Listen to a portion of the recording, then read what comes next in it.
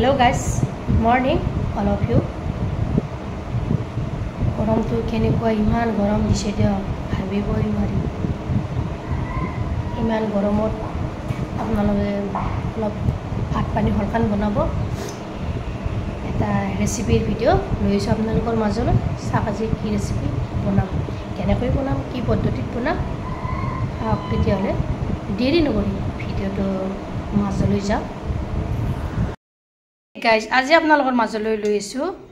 ইয়া মাছ আৰু ৰঙালাওৰ এটা সুন্দৰ আৰু সুস্বাদু ৰেচিপি আজি ৰঙালাও আৰু মাছ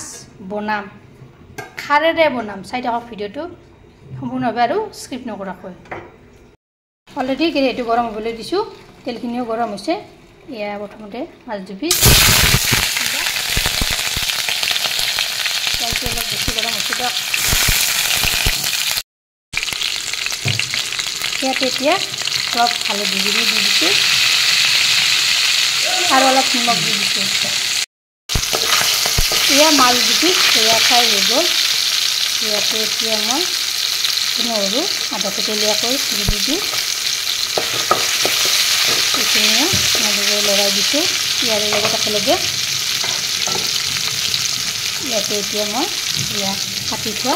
ৰঙালাওখিনি দি দিছো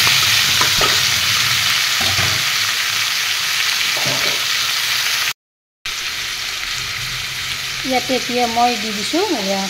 খোৱা চৌদা হয় আজি কলাখাৰটো নাই কলো ইয়ে ব্যৱহাৰ কৰিলোঁ আজি এইখিনি এনেদৰে লগাই দিছোঁ ফালৰ পৰা অলপৰ কৰি দি দিছোঁ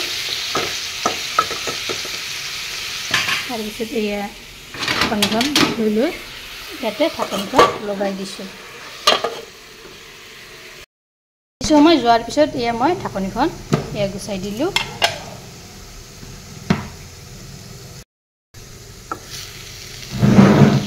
ইয়া দেখিছেনে কি ধুনীয়াকৈ সিজি গৈছে ইয়াতে এতিয়া মই পানী অলপ দি দিম পানী অলপ এনেদৰে দি দিছোঁ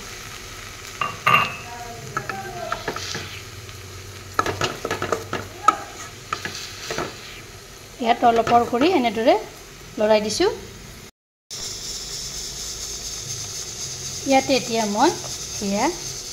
জলকীয়াৰ গুড়ি অলপ দি দিছোঁ এইখিনিও এনেদৰে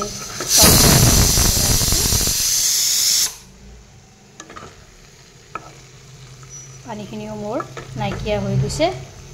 দেখিছেনে কি ধুনীয়া হৈছে খাবলৈ যে কি সোৱাদ লাগে নহয় এই ৰঙালাও আৰু মাছৰ খাৰবিধ আপোনালোকে এবাৰ ট্ৰাই কৰিব ইয়া হৈ গ'ল নমাই থৈ দিলোঁ এয়া মই বাটি এটা এনেদৰে কাঢ়ি থৈ দিম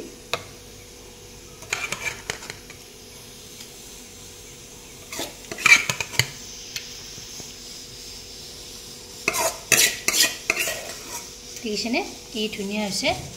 আপোনালোকে এনেদৰে এবাৰ ট্ৰাই কৰিব ভিডিওটো ভাল লাগিলে লাইক কৰিব শ্বেয়াৰ কৰিব কমেণ্ট কৰিব আৰু মোৰ চেনেলত যদি নতুনকৈ চেনেলটো ছাবস্ক্ৰাইব কৰিব লগতে ফেচবুক পেজটো ফলো কৰিব ধন্যবাদ জয় আই অসম